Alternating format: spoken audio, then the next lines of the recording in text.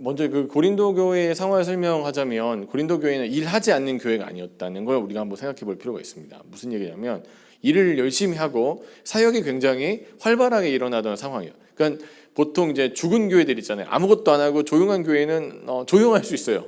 그러니까 왜 제일 조용한 곳이 어디예요? 공동묘지 가면 거기서 무슨 곡소리 나고 귀신 소리 나오면 정말 이상한 거죠. 보통 공동묘지는 스산하고 조용해야 되는 거. 왜냐하면 산자가 없기 때문에. 그런데 그러니까 생명력이 있고 운동력이 있는 교회들 또 아니면 어떤 공동체의 특징이 뭐냐면 그 공동체를 흔들만한 어떤 특정한 일들이 또 과업들이 그들에게 주어지고 굉장히 그것을 향해서 분주하기 때문에 그 일을 하다 보면 뭔가 부딪힘이 생길 수 있는 가능성이 있다는 거예요. 그러니까 우리가 만약에 어떤 일을 하다가 뭔가 그 부딪힌다면 그게 전제되는 게 뭐냐면 우리가 일을 하고 있다는 게 전제가 돼요. 그러니까 그게 어떤 일이든지 상관이 없어요. 근데 아무튼 우리는 어떤 일을 하다 보면 누군가와 관계를 맺게 되고 그 관계성 안에서 틀어질 때도 있고 문제가 생길 때도 분명히 존재할 가능성이 굉장히 높다는 거예요. 아무것도 안 하면 그러니까 조용히 있으면 교회가 죽어 있고 공동체가 죽어 있고 내가 죽어 있으면 뭐 딱히 우리랑 부딪힐 만한 일들이 생기지 않아요. 그런데 소위 말해서 사역이라는 것들을 하다 보면 그러니까 그 사역에 관련된 따라오는 일들이 생겨요. 근데 문제가 뭐냐? 저는 사역이라는 말을 잘 몰랐는데 언제 사역이라는 말을 깨닫게 되냐면 혹시 이제 군대 갔다 오신 분들은 이 표현을 아직도 쓰는지 모르겠어요. 사역병 나오라고 해요. 사역병을 나오라고 하면 들어본 적 있어요? 눈이 되게 밝아지는데? 사역병 별 좋은 기억이 아닐 텐데 고마워요. 기억해줘서. 사역병이라고 하면 뭐냐면 내가 하고 싶어서 가는 사람들이 아니에요. 일을 시켜 먹으려고 사역을 시켜요. 그러니까 사역이라는 말 자체는 이미 그러니까 자원적인 게 별로 없어요. 이건 억지로 동원되었다는 얘기예요. 그러면 사역이라는 그러니까 하나님의 일이든지 그게 그 사람 아무튼 모든 그 하나님의 부르심에 의해서 행해지는 모든 그 사역에는 강제적인 것들이 분명히 포함되어 있고 그 일을 내가 원하든 원치 않든 내 은사에 따라 하다 보면 부딪힘이 있을 가능성이 굉장히 높다는 걸 고린도 교회 전체가 얘기해 주면서 그 앞에 어떤 것들이 있냐면 그러니까 1장부터 얘기하는 게 은사 관련된 얘기를 해요. 근데 은사는 왜 있어야 되는가에 대해서 얘기하면 은사는 왜 필요한 거예요? 자랑하려고. 그죠? 나 방언해. 몰랐지? 나 예언의 은사 있어. 깜짝 놀랐지? 나 이런 사람이야 하고 자랑하려고 은사가 필요합니다. 그럴 리가 없죠. 그럴 리가 없어요. 그건 이상한 사람이에요. 너 방언해? 방언 못해? 야, 너 나보다 하수네. 너 뭐 예언해? 예언 못해? 야, 나는 너보다 나보다 하수네. 너 귀신 찢는 능력 있어? 아니, 그게 아니라 은사는 왜 필요한 거라고 11장에서 계속 얘기하냐면 하나님 일을 하려고 사역마다 그 부르심에 합당한 은사를 주셨고 그 은사는 네가 누군가에게 자랑하려고 주신 것이 아니라 왜 주신 거예요? 하나님 일하라고 시켜 먹으려고 능력을 부여하신 거예요. 그래서 어떤 사람은 기타를 굉장히 잘 치는 사람이 있고 어떤 사람은 드럼을 굉장히 잘 치는 사람이 있고 어떤 사람은 노래를 굉장히 잘하는 사람이 있고 어떤 사람은 아무것도 못하는 사람도 있어요. 물론. 그리고 어떤 사람은 뭐 방송 일을 좀 증미롭게 생각하는 사람이 각양각색의 은사들이 있는데 그 은사들이 누군가에게 자랑질하면서 나 이런 은사 있어, 막 봤지, 나 완전 탁월해. 그리고 서로 은사 배틀을 하려고 하는 게 아니라 은사의 이유와 목적이 뭐예요? 하나님을 하려고. 거기 있다. 근데 자 다시 얘기하면 일 하려고 은사를 주셨는데 이 얘기를 하다가 갑자기 13장에서 삽입되는 내용이 뭐냐? 사랑의 은사인데 사랑에 대해서 얘기하는 거예요. 일을 하다 보면 어떤 게 생겨요? 은사를 사용해서 일을 하는 그 일을 하다 보면 나도 모르게 어떻게 되냐면 사람이 과업 중심적인 인간이 돼요. 뭔가 성취하려고 나 이만큼 업적을 쌓아서 이뤄냈다. 그래서 뭐 목회자들 중에서도 나 그 만약에 예를 들어서 나 MG를 맡아갖고 내가 숫자를 몇 명 불렸는지가 굉장히 과업에 몰두되어 있는 사람들이 가끔씩 있어요. 나 몇 명 부흥시켰어. 아니면 뭐 그 교회당을 크게 짓는 거에 대한 과업에 몰두된 사람이 있고 어떤 사람들은 그 과업에 몰두돼서 일을 하다 보면 뭘 놓칠 수 있다는 거예요?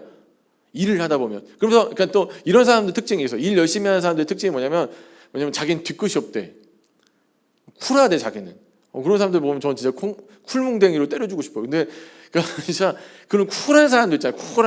쿨해. 뭐 일하다 보니까 어쩔 수 없어. 나는 이거 과업을 완수하다 보니까 뭐 내 주변에 나는 원래 일 중심적인 사람이라 어쩔 수 없어. 근데 성경은 일 중심적으로 일하라고 얘기하지 않아요. 너 은사 있는 거 알고 너 굉장히 훌륭한 거 알겠는데 너 은사가 훌륭한 건 알겠는데 그 출중한 은사를 사용할 때 네가 반드시 알아야 되는 게 뭐가 있냐면 그 공동체에 대한 뭐가 있어야 되냐면 사랑이 있는가에 대해서 얘기하는 거예요. 사랑이 있는가. 저는 그때가 언제죠? 그러니까 코로나 이전에 박근혜 정부가 굉장히 탄핵당해서 굉장히 괴로울 때, 그러니까 한국 교회가 그런 그 박근혜 정부를 편을 들다가 이렇게 몰락하는 여정에 막 이렇게 있던 과정이 있었어요. 그래가지고 한 6개월 정도 그냥 일방적으로 모든 매스컴에서 교회를 막 때리는 거예요. 니네가 그 정부를 세웠고 그렇게 해놓고 탄핵도 니네가 주도해서 하려고 하는 거냐 하면서 별의별 공격하면서 그때 당시 뭐 별의별 개독하면서 얘기하는데 그 최전방에 도대체 욕을 너무 많이 잘하는 사람이 있길래 찾아봤는데 목사님이신 거야. 내가 너무 혼란이 왔어. 가치 판단이 내가 뭔가 좀 잘못하고 있는 건가? 나는 근데 그분이 하는 말이 다 맞아. 틀린 게 하나도 없어. 너무 정의롭고 너무너무 옳은 얘기를 하는데 난 그 얘기를 들으면서 위로가 안 되고 그러니까 너무너무 아픈 거예요. 물론 교회의 치부를 드러내고 문제를 제기하기 때문에 아프고 힘들 수도 있지만 그 부분이 왜 아플까에 대해서 나는 곰곰이 묵상하다가 한 가지 깨달은 게 있어요. 정의로움이 사랑이 빠지면 그냥 칼이에요. 정의로움이라고 얘기하고 이게 옳기 때문에 어떤 액션을 취할 때 그 안에 사랑이 있는가 없는가를 판단해 봐야 돼요. 그게 진짜 하나님이 기뻐하시는 것이기 때문에. 그래서 여러분 의사가 그러니까 생명을 살리겠다는 의지를 가지고 칼을 들면 거기엔 집도 칼이 되겠죠. 그런데 이 의사가 그런 의지가 없어요. 그냥 뭐 기술적인 재능 훌륭한데 그냥 배 가르는 게 취미예요. 남들 해부하는 게 취미라서 배를 아무나 가르고 아무나 너 이리 와봐 나 칼질 좀 하게 막 불러. 그럼 그 사람한테 자기 몸을 내어줄 사람은 아무도 없다는 거예요. 그래서 사는 여러분 그러니까 부탁하는 게 뭐냐면 청년들은 어느 시대나 굉장히 진보적이고 굉장히 날카롭고 예리한 시각을 갖고 있어요. 그래서 저 같은 기성세대에게 질문하는 거 있잖아요. 너 그렇게 설교 열심히 잘하고 그렇게 최선을 다해 살려고 얘기하는데 넌 정말 그렇게 사는가에 대해서 물어본다면 어떤 때는 사실 되게 자신 있게 대답하지 못할 때가 확실히 많아요. 그런데 부탁하는 건 뭐냐면 그런 어떤 소위 말해서 여러분 은사를 사용해서 교회를 섬기는 과정 가운데 일을 하게 될 때 그 일의 성취에서 어떤 목적, 그래서 내가 이 일을 완수해내고 말겠다는 어떤 미션을 받는 그것에 대해서 너무너무 함몰되지 말고 그것에 최선을 다하되 내가 하는 그 일에 사랑이 있는가를 한번 살펴보라는 거예요. 근데 그러면 그 사랑에 그러니까 어떤 사람한테 딱 불러가지고 그래. 내가 너한테 이렇게 어떤 친구가 좀 문제가 좀 있어 보여서 불러갖고 얘기할 때 그냥 그 친구가 꼴보기 싫어서 하는 건지 사랑이 있어서 하는 건지를 어떻게 판단하는가. 그러니까 예를 들어서 지금 오지랖과 오지랖이랑 반대말 좀 좋은 표현이 오지랖과 조언인가? 맞아요?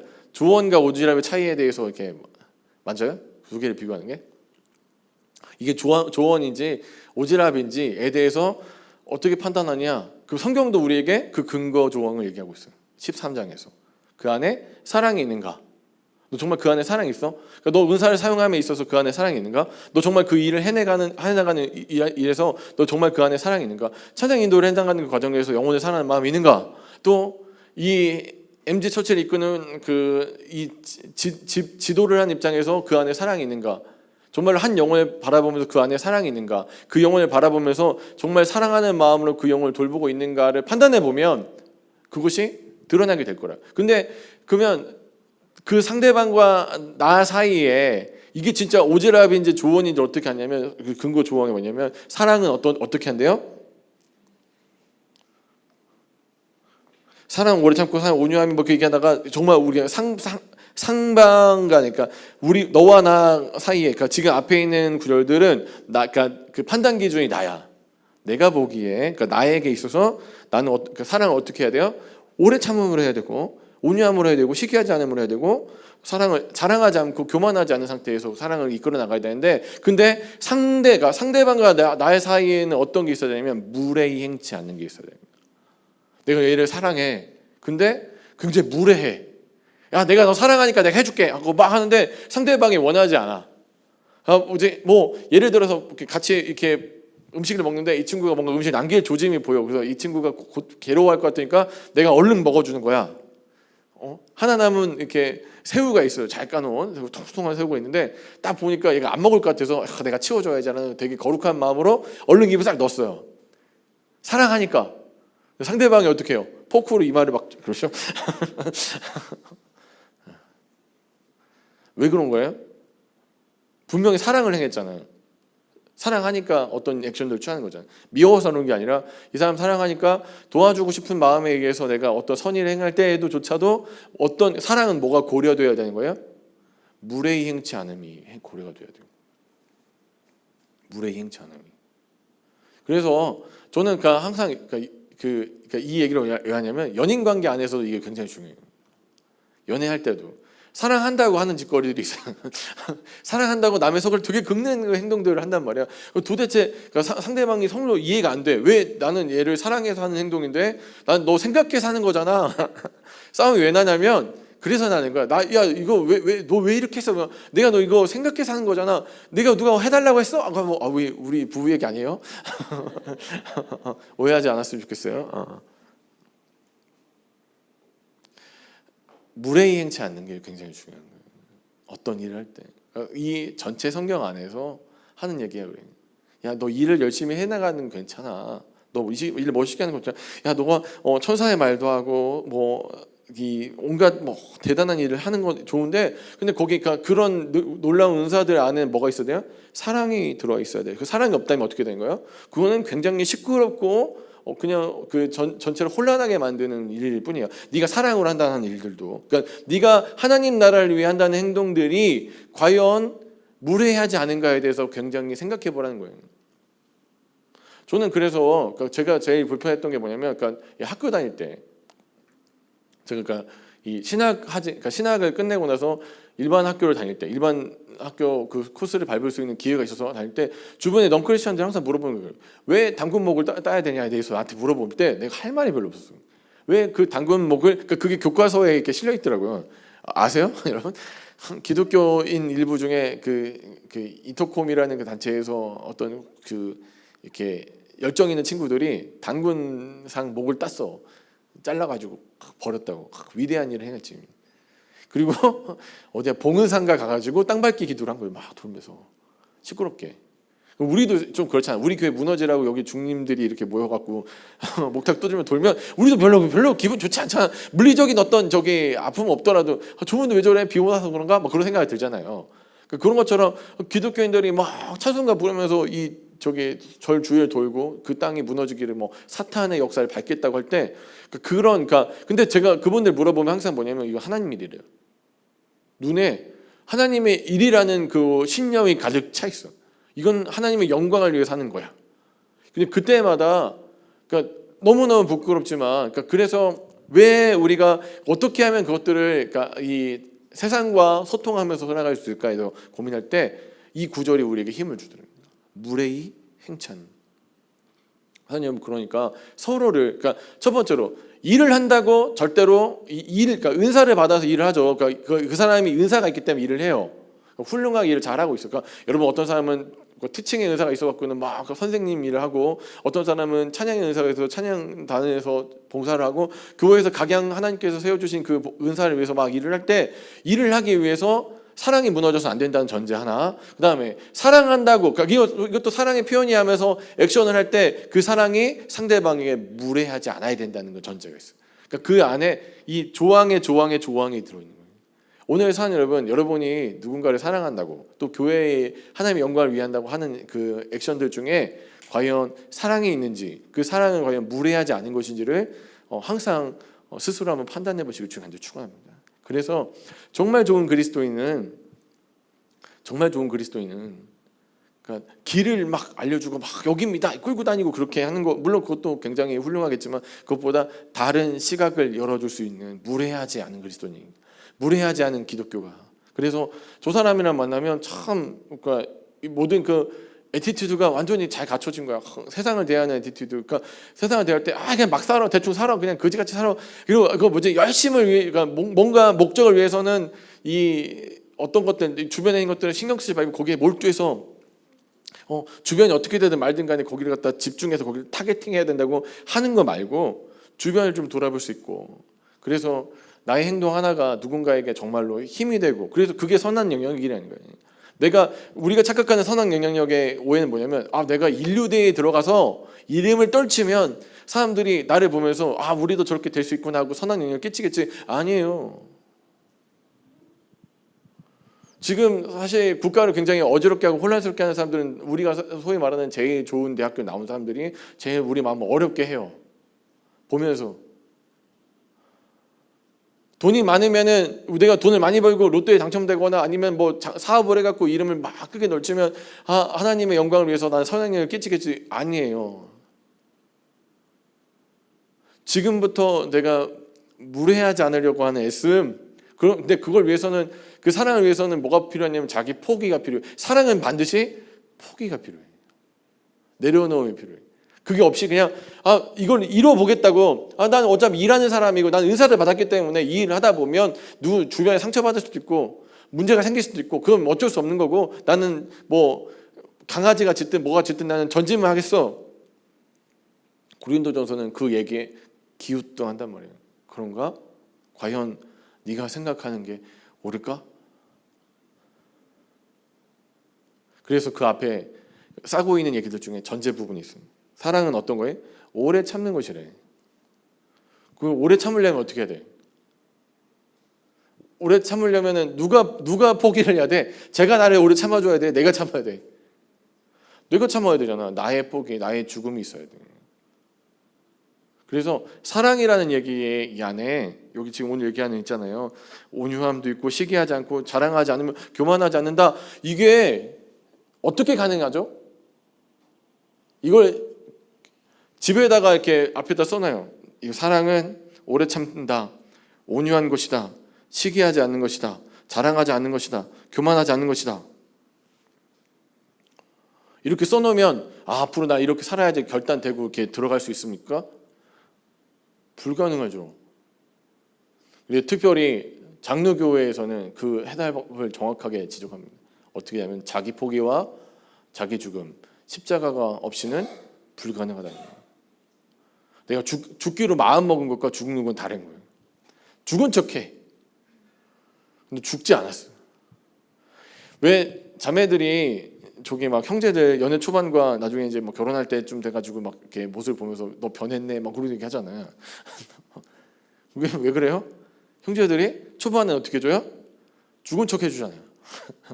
자기 포기와 자기 내려움. 정말 예수님처럼 막 자매가 집이 됐다 주는데 2시간 걸려. 그래도 어떻게 자기 포기와 자기 죽음을 위해서 어떻게 2시간 참고 가는 거야. 갖다 데려다 주고 오면서 자기 포기와 자기 죽음으로 어떻게 또 전화하면서 2시간을 버티고 들어와. 그걸 열심히 그러니까 한 1년 정도 열심히 해줘. 근데 하다 보니까 어떻게 돼? 자기 포기와 자기 죽음이 가짜였다는 게 드러나죠. 어떻게 됩니까? 바로 너무 힘든데 오늘은 좀 어떻게 오빠 변했네 뭐 그런 얘기 하잖아요. 이유가 왜 그래요? 가짜 자기 포기와 가짜 자기 죽음이 있기 때문에. 진짜 자기 포기와 진짜 자기 죽음은 어디서부터 일어나는 거야? 그러니까 사랑은 사랑인데 그 여자친구와 남자친구와의 애정 관계에서 일어나는 것이 아니라 하나님의 십자가 사랑 안에서 그것이 현실적으로 가능하게 된다. 사랑 여러분, 그리스도인으로 사는 건 생각보다 쉽지 않아요. 근데 그러니까 교회에 발을 담그고 그리스도인으로 살지 못하는 것만큼 또 힘든 일도 없어요. 어설프게 죽어주는 척하는 건 1, 2년이면 충분히 할 수 있을 것 같아요. 막 신앙 좋은 척 할 수 있잖아요. 앞에 앉아서 손만 막 들어주고 찬양 볼 때 막 울어. 그러면 돼. 그러면 얘가 되게 거룩한 사람인 것처럼 포장될 수 있어. 근데 그걸 1년 넘게, 2년 넘게, 3년 넘게 할 수 있겠냐고. 진정한 자기 죽음과 진정한 자기 포기 없이는 나머지 사랑이라는 것을 이끌어낼 수 없다는 거예요. 그러므로 사랑 여러분, 오늘 그러니까 사랑이라는 것들은, 사랑은 1차적으로 뭐예요? 자기 죽음과 자기 포기가 실현된 그리스도인이 그렇지 않은 상대방과 함께 엮여 살면서 나의 사랑을 전달하는 어떤 사역과 은사를 행할 때 그곳에서 뭐가 충돌이 일어나지 않는 거예요? 무례히 행치 않음이 드러나면 제대로 된 그리스도인의 삶을 살고 계신 겁니다. 오늘 저는 예심교회, 특별히 우리 사랑하는 MG가 그러한 공동체가 되길 주님 간절히 축원합니다. 고민하십시오. 생각을 계속 하셔야 돼요. 왜냐하면 생각하지 않으면 계속 그냥 좋은 얘기를 듣고 그냥 힘나는 얘기를 몇 마디 듣고 그냥 그래 좋은 얘기구나 고마운 얘기구나 듣고 그냥 속은 잠깐 후련할지 모르지만 신앙적인 진보가 없어요. 십자가로 나아갈 수가 없어요. 오늘 우리는 우리의 생각과 우리의 이 못된 자아를 또 한번 십자가로 잘라내고 꺾어내고 하나님 앞에 예수 그리스도 앞에 나아갑니다. 그 한 걸음이 무척이나 어렵습니다. 굉장히 고통스러운 작업이에요. 근데 그것을 포기하고 그냥 겉만 번지르르한 기독교를 만들어서 오늘 주님께서 나에게 복 주시고 내가 오늘 듣고 싶은 좋은 얘기를 듣고 심지어 요즘엔 유튜브라는 좋은 채널이 있기 때문에 내가 좋아하는 성경 구절을 해석해 놓은 이 설교자들을 찾아서 가장 나름 구미가 맞는 사람들 또 언변이 능숙하고 좋은 사람들 얘기를 듣고 위로를 받고 그냥 그것으로 인해 계속해서 힘을 얻는 그래서 사실은 아무런 양분이 공급되지 않았기 때문에 어린아이가 돼 있고 신앙의 진보를 이룰 수 없는 도무지 한 발도 나갈 수 없는 상태를 스스로 만들어 놓고는 왜 나는 항상 고난 가운데 같은 고난이 올 때마다 무너지는가에 대해서 고민하는 그리스도인이 오늘 현재 우리 현주소가 아닌지를 고민해 봐야 합니다. 그러므로 사랑하는 여러분 힘들고 어렵더라도 신앙의 진보를 포기하지 마십시오. 십자가 앞으로 나아가는 것을 포기하지 마십시오. 그런데 이 얘기 마저 마칠게요. 너무 감사한 일이 하나 있어요. 이게 내 힘으로 열심히 한다고 하면 나는 이 일을 할 생각이 없어요. 안 되니까. 나는 열심히 빌고 빌어서 그 하나님의 마음을 감동시키는 게 기도라면 그걸 할 능력도 없고 할 생각도 없어요. 내 인생을 내가 열심히 스스로를 잘 돌보면서 어떻게든 깨끗하게 살아야 되는 나의 노력만 있다고 한다면 그래서 다른 이방 종교들처럼 명벽수도를 7년 하고 무건수행을 3년 하면서 어떻게든 나를 갈고 닦지 않으면 살아갈 수 없는 인격 도야의 싸움에서 살아야 되는 거라면 나는 이 싸움을 포기할 거예요. 그런데 너무나 감사하게도 우리 안에 계신 성령께서 우리의 삶을 이끄십니다. 그분이 우리의 삶을 십자가로 가까이 이끄십니다. 때로는 그 이끄심이 무척 고통스럽고 괴로울 때가 있어요. 안 보고 싶어. 십자가로 가고 싶지 않은. 그런데 십자가로 우리의 발걸음을 이끄신 그 성령을 의지해서 우리는 오늘도 한 걸음 나아가는 고통스럽지만 마땅히 해야 될 작업을 해 나갈 것입니다. 사랑하는 여러분, 힘을 내십시오. 성령께서 사랑하는 여러분과 함께 하실 것이고 여러분께서 올바른 방향으로 나아갈 때 그 여러분의 발걸음에 순풍에 마치 돛 달린 배의 순풍과 같이 여러분의 삶을 인도해 주실 것입니다. 그 주님의 놀라운 은혜 가운데 거하시는 사랑하는 저와 여러분 되시길 주님 간절히 축원합니다.